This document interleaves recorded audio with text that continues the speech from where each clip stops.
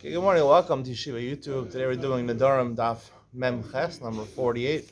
We'll be finishing the fifth parak of Masech Nedarim. Today's daf is a little bit longer than yesterday, so bear with me. It's going to be a long shear, maybe like 15 minutes, maybe a little more. Let's start from the bottom of Zion would be the Mishnah. Hareini alecha cherem hamudar aser hareyat alei cherem anodar aser. This is pretty much familiar, except it says the word cherem instead of neder. We learned in the first mission of the Masechta, cherem has the same status as a neder. So you say a person's cherem to you, so you forbid that person from getting enough from you. If you say I'm cherem from somebody else, I'm not going to get benefit from him, you can't get benefit from him. Hareini alecha cherem at alai.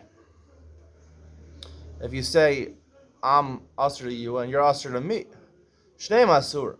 Right? Neither of them can benefit from each other. Shnei mutarim, even though both of them forbidden from getting hana from each other, they're still both mutar. The davar she'oli bavel, things which basically it's another way of saying things that are hefker, which are available to everybody, to the public. When Klal Yisrael came up from Bavel, they had, among other things, they had wells and pits of water where people wanted to make the traverse from Babylonia, Iraq to Israel, if Bavel was really Iraq. So they needed water along the way. So those things were made hefker for people on their travels back with Ezra to Eretz Yisrael after to rebuild the base of Mikdash, the Be'ayis Sheni. The Mishnah continues, Memchat Aleph on the top, Vasurim b'davar she'ol zayir. Nonetheless, things that are common property of the municipality, the city where you live in, things that the whole city shares, everyone has a portion, and so therefore they're usher because you're benefiting from that person's portion. Let's consider a thing which is hefker. Go on Harabayas, the Beis Hamikdash, Temple Mount, the Azaros, the chambers in the Beis Hamikdash, the Aborsham Zaderech, and wells that were constructed on the path from Bavel to Eretz Yisrael. Bezu davar shalos here. I was consider something that both forbidden and belongs to everybody. Go on Harachava, the main thoroughfare in the town, which belongs to the municipality. Hamerchatz, the spa, the bathhouse, the Ben's mikvah, Beis Knesses, the shul, the Ateva, the Aron, the Svarim. They have Svarim in the shul. You can't use those. Vakosev chalkol inasi.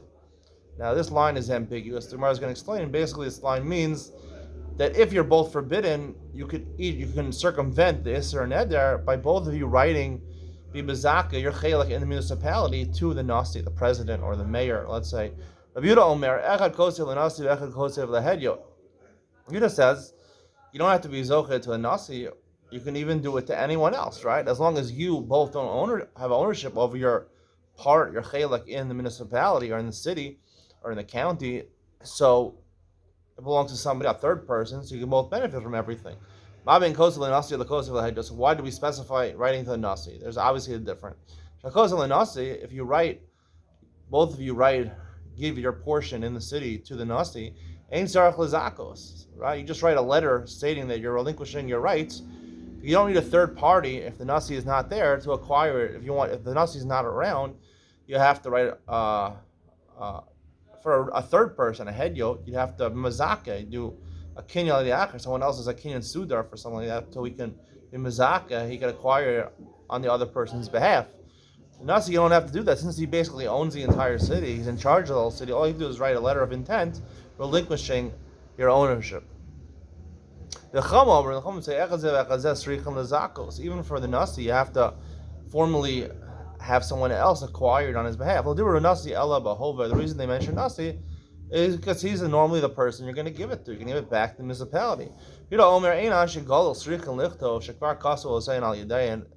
the northern part of Israel, they don't have to write their portion to the Nasi because we'll see that in ancient generations they were very quarrelsome in Galil.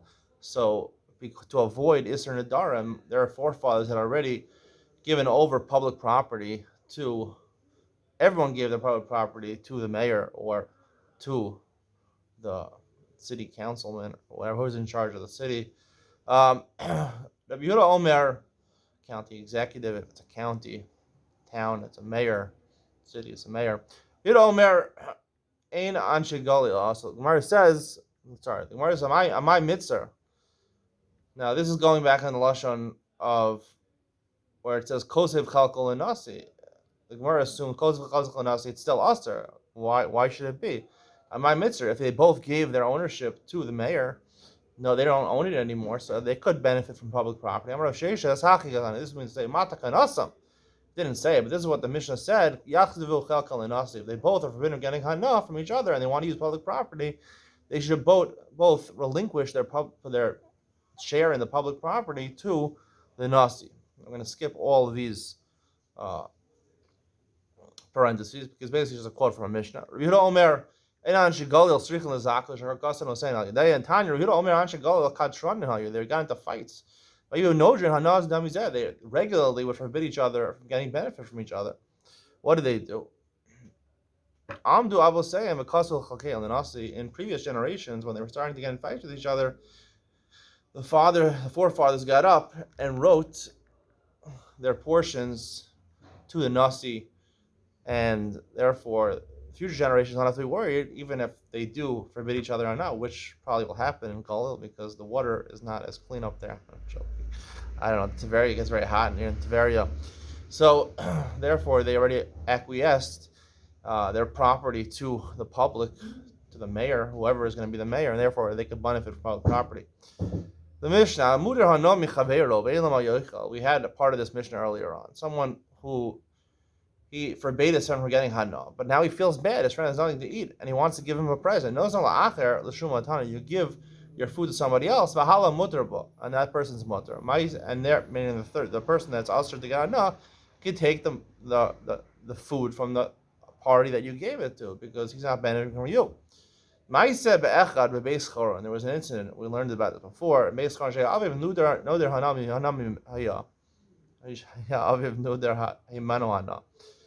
A son got angry at his father. He said, "You, my father, I'm rich. I made it big. I'm a big lawyer. I'm a big real estate dealer. I'm not going to support you in old age. You're not going to, I got angry at you. You raised me. You hit me when I was younger. That's it. I'm through with you." So, but now he's marrying off his son. It says they want the grandfather there. Other people can say, "Where's the grandfather? There's a problem with skeletons in the closet in his family." So he wants his father to make an appearance at his grandson's wedding. So what does he do? He rents a ballroom, or he has a ballroom. He has a huge house. He says, "The chatzer, my yard, and the suda, all the food from the meal, from the wedding, they're given to you. He states the reason I'm giving it to you is specifically so my father could eat from it, because generally he's usher to get hana, but if it belongs to you, he can get benefit." Amar, so once this person heard about this, him shalim, if you really intend to give it to me, harehem mukdashim l'shamayim. I make it hektish. I made a wing of your house and all the food for the wedding, which is probably very expensive food, probably faux joie and probably filet mignon. So it's hektish. They lost money. Rich people are very angry when they lose even a little bit of money, certainly a lot of money. I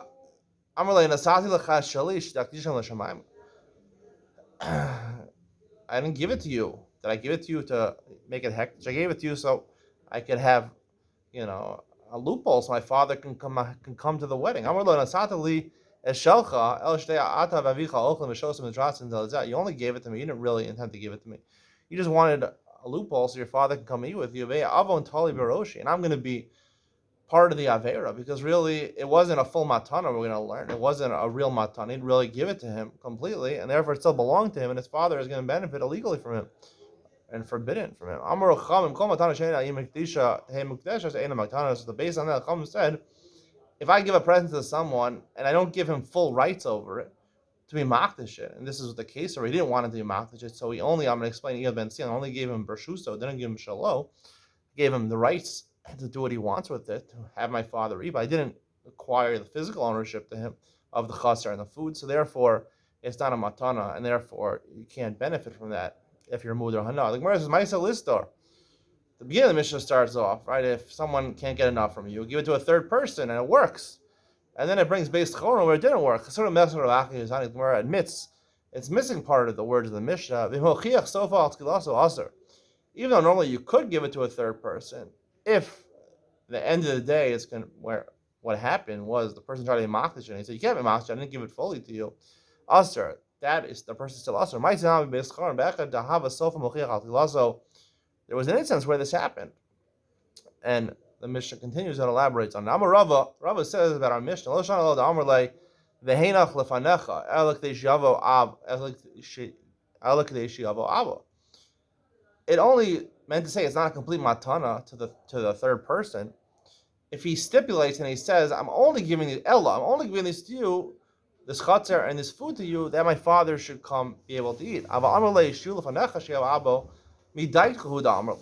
However, if he says it a little differently, his language is, I'm giving you this wing of my house and I'm giving you all this delicious food, she'yuhu, right?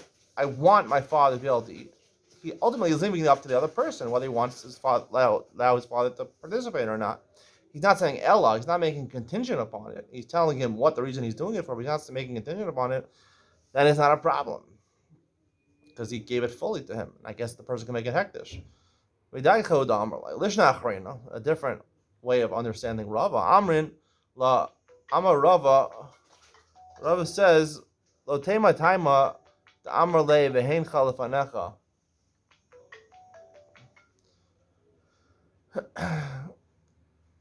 Amar Rava lo tema taima the Amar le vehein chalafanecha hu da aser. Aval Amar le vehein lefanecha shiyava abba v'yochal mutter. Ela afilo Amar le vehein lefanecha yava abba v'yochal aser.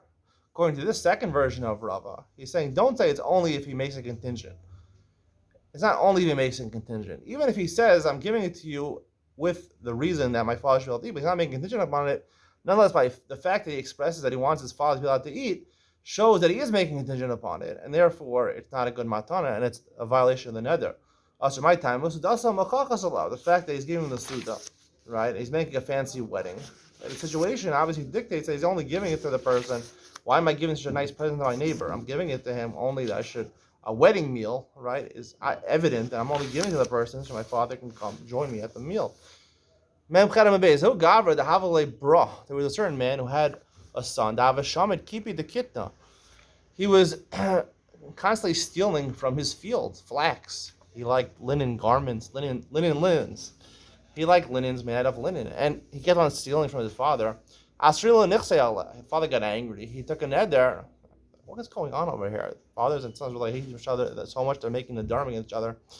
Amrulay, so the Rabbanan said it to the father, we have a barbarach Rabbanan. Let's say your son's going to have a son. You're going to have a grandson who's going to be Talmud Chacham. He's not going to be a robber like your son. Wouldn't you want him to benefit from your possessions? Amr lahun, liknei hadain, have barbara, so Rabbanan liknei. So he said, you're right. Half of my possessions should be acquired to my son. On condition that if his son is a rabbinical scholar, then those half possessions should be able to be used by my grandson. They should be given to my grandson. But part of this stipulation is that obviously the son can't benefit from it all. He only owns it in order to be makneh to his son. Does this work? Does a kingdom like this work? I'm Budisa, I say. The Rabbanim and Budisa said, Kani al-manasa haknos v'kol kani al-manasa haknos lo kani.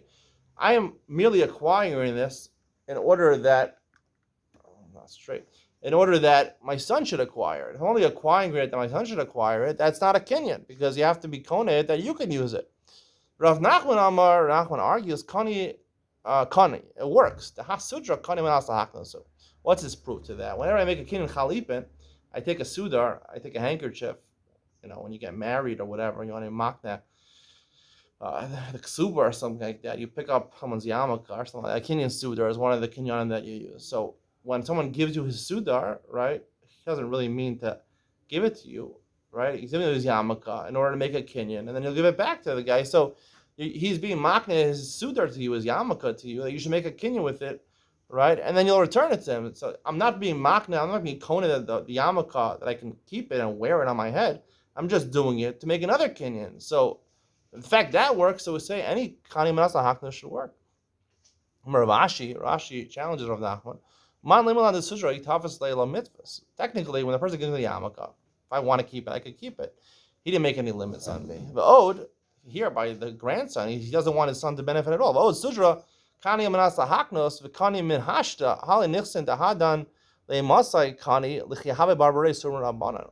When it comes to chalipin, and sudar, so everything is happening right now. I'm kona the sudar, and right away use it to be kona someone else's possessions, or be kona the ksuba, makna the ksuba to my wife, or be kona the ksuba. So in those cases, I do it right away. Here, he's giving it to his son. So when his son, 20 years later, becomes a rabbinical scholar, he graduates from RIT or YU, so then you'll give it to him. And that's and by that then it's like if you do a kinyan chalipin, here's the kinyan chalipin, and then you don't make the kinyan right away. You give it back to the guy and you say, oh, it'll work 20 years from now. No, the suitor is back to the person. You can't do it already. Amar le Rav Nachman. Rav says Rav Nachman. Another challenge. I'll bring you a disproof from our Mishnah. The kani manasa haknasu v'loka kani. Right? That was the situation by this wedding over here. He said, I'm giving you his neighbor. I'm giving you my yard, and I'm giving you all this wedding food. Right? In order that what? In order that you should give it to my father. I want you to give it to my father. I don't want you to take it for yourself. I just want you to make it available for my father. And it doesn't work. So how did Rav Nachman answer that? Zimin Amar le Mishum Sudasa Mokachas. No. There it's evident by the wedding that he's making a wedding feast. He's not going to give a wedding feast to his neighbor if his neighbor's not marrying off his daughter. Obviously, he's doing it for his own purposes. So therefore, it shows he didn't really plan on giving it a full matana to his neighbor. Zimin Amar le Rabbi Lezer Hida Amar Fil Vitur Asar Muda. No. According to Rabbi Lezer says that even a gratuity, something which you don't normally charge for, but a nicety, something that you do a favor for somebody.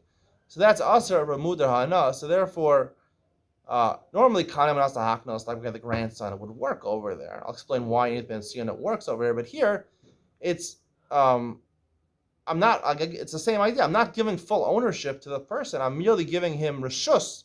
Says it more clearly. I'm merely giving him reshus. According to the first answer, I didn't give it to him at all. According to the second answer, means I didn't give my neighbor the shelo, but I gave him the shusa. I gave him the right, but it's vitar, and that's still asr v'mudar hana. That's asr v'mudar hana because I still hold on to the shelo for myself. My father is benefiting from my food and my yard. He's still benefiting from me.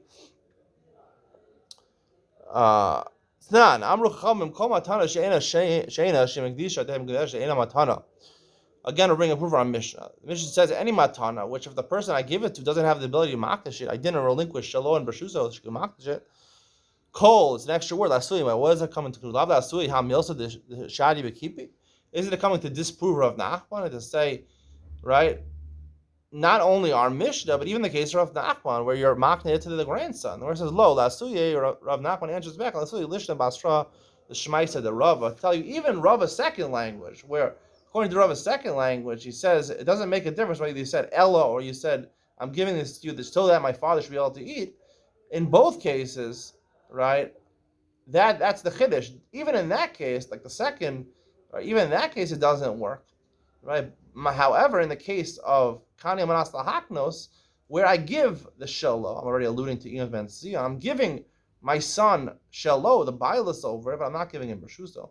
I'm just going to explain this more in Ian Ben Sion. So therefore, it works over here. So kol comes to include even the lishna basra, the shmaish to the Rava. Tell you not like just like the first lishna rishona of Rava, but even the lishna basra of Rava. Where I don't say ella, I say she, that he should be able to use it.